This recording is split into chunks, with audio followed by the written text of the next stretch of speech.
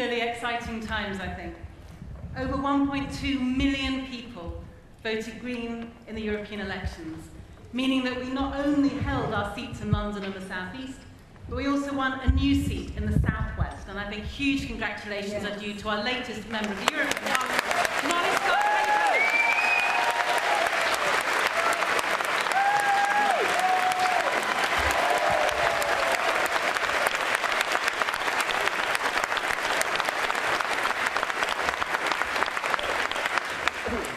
Congratulations are due closer to home as well, because here in the West Midlands, the Greens have achieved some brilliant successes, with 25 Green councillors sitting on 10 councils in the region, and where we now form the official opposition in Solihull. So congratulations to all.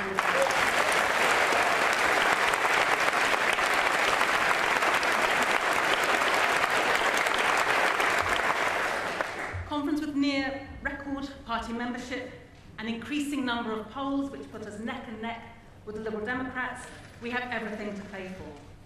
And so it is a huge pleasure and privilege, as always, to have the opportunity to say a few words. And such a contrast to my duties speaking in Parliament. It's not just the audience that's different, though I'm assuming that George Osborne isn't somewhere up the back there.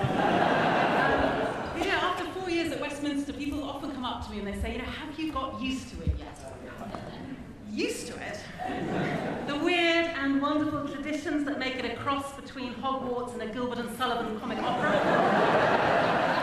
The barracking and routine dishonesty. The way the lobbyists for the energy companies and arm companies swan around knowing that they've more or less bought the place.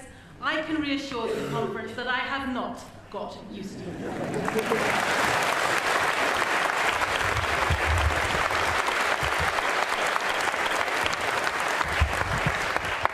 But I do know one thing, and that is that being there really matters. So what I want to speak about today, very briefly and very specifically, is the importance of keeping our seat in Parliament, because it is the Green Party which is the true opposition at Westminster. Conference, I want to take you back to election night 2010, a night that I, for one, will never forget. A night that was the culmination of what had been the closest election for a generation, in the midst of the worst recession since the war, and after people's faith in politics had been trampled into the mud of the expenses scandal. Not the best time to come to people and ask them to take a risk and put their trust in a new kind of politics. But we asked people to do just that. And in a drafty conference hall in Brighton, at around 6 o'clock in the morning on the 7th of May 2010, we got their answer. And it was one that gave hope to communities up and down the country. Because conference, it was an amazing achievement.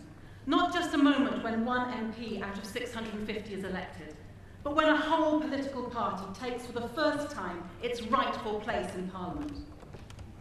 And it was the result of so much work by so many people over so many years. And many of you are in this room this morning. And I want to thank you again for the extraordinary contribution that you made. Thank you for helping us to make history. But conference, I'm here to say that that amazing achievement is not on its own enough. I'm here to say we have to do it again. To demonstrate that our result in Brighton in 2010 wasn't a one-off, and that we can retain that seat in Brighton Pavilion, and in the future we can build on it, winning more seats right across the country, in Norwich South, Bristol West, and Liverpool, Oxford, Cambridge, and beyond. And conference, the urgency of doing that has never been greater. First, there's UKIP. They are knocking on the door of Parliament. Imagine if in the next Parliament they are there and we are not. What a terrible message would that send out in terms of the direction in which this country is going. UKIP's reactionary mix of meanness and xenophobia is pulling British politics to the right. We need to be there, giving the decent, generous, radical, progressive alternative. But there's more at stake than that. With a government in the middle of an unprecedented attack on the country's most vulnerable people, with Cameron's very deliberate ideological assault on the welfare state, at a time when the 1,000 richest people have more wealth than the poorest 40%, We need green voices in Parliament more than ever before. With the days of husky hugging long over, when the government now talks openly of getting rid of green crap, offering tax breaks for fracking, boasting of getting every last drop of oil from the North Sea, even as climate change accelerates, the promotion of green alternatives has never been more pressing. And with a foreign policy riddled with hypocrisy and double standards, as Cameron falls over himself to sell arms to the very countries through which so much money is channeled to fund extremism, the need for a green approach based on consistency and, I am not ashamed to say it, an ethical basis, that is more necessary than ever.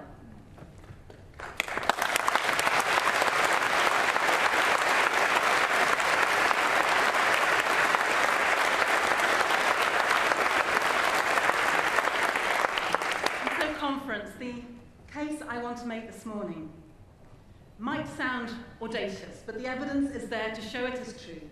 That the real opposition to this government's swinging, myopic, counterproductive and downright dangerous agenda is not coming from the Labour Party, it is coming from the Green Party. Not in numbers of MPs, but in our ideas and in the courage of our convictions.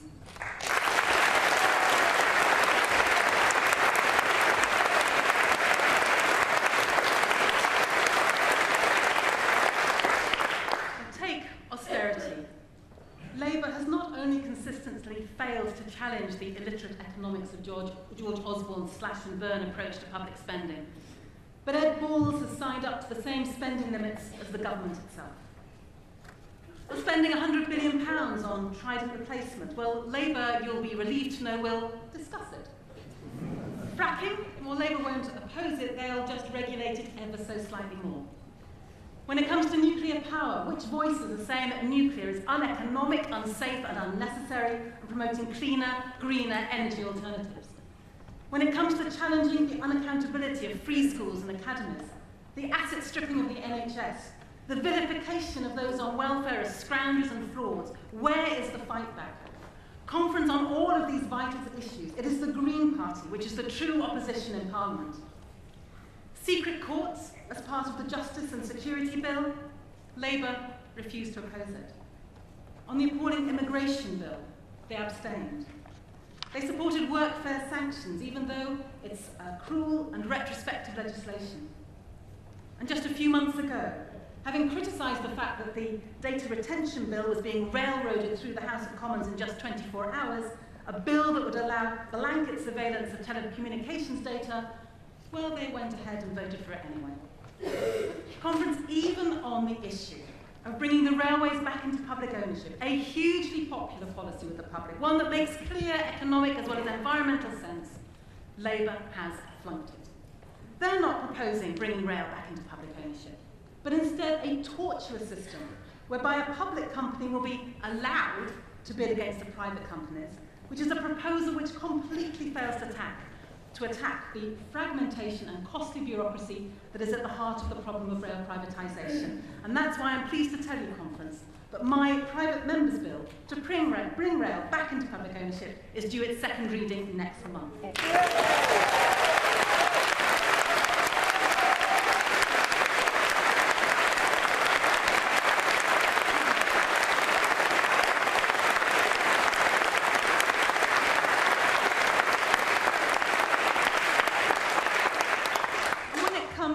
Standing shoulder to shoulder with those who need support, with the unions in opposition to austerity, with the students protesting against tuition fees. You look around for Erdogan, where is he? Conference, I was proud to march with the students to protest against the huge government betrayal over tuition fees, and then to make an urgent point of order in the Commons chamber to raise real concerns about the police who were kettling our young people, leaving them shivering outside in the cold for hours on end.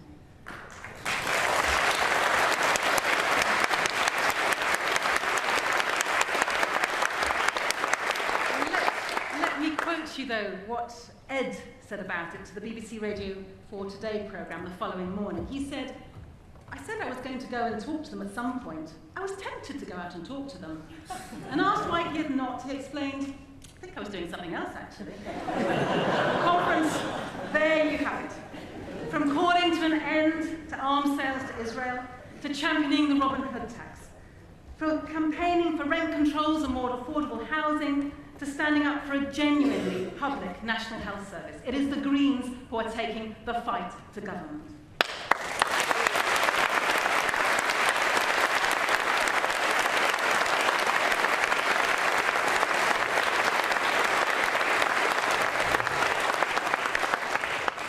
Let me look just briefly at the NHS, because Labour has tried to put themselves at the heart of the campaign to protect our health services against the coalition's plans. They have said all the right things. The conference, as you know, saying and doing things are very different. And when you look at what Labour have done, it makes no sense to trust them to protect the NHS. They have been complicit in imposing privatisation and market principles on our NHS. They may have agreed to reinstate the government's legal duty to provide, but we know that they won't abolish competition or the purchaser-provider split.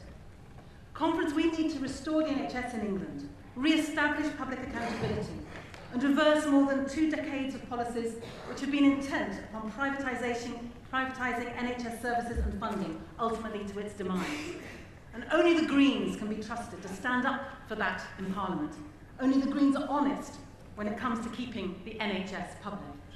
And that's why I'm backing a new public NHS bill, developed by NHS campaigners, which would rebuild our health services from the bottom up and would undo the damage done by successive governments, putting the public back at the heart of our national health system.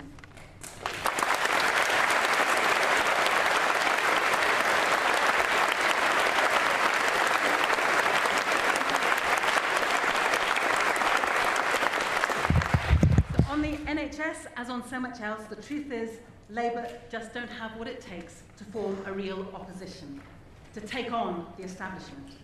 The Tories have David Cameron and George Osborne, and whatever we might think about their policies or their values, they are professionals to their fingertips.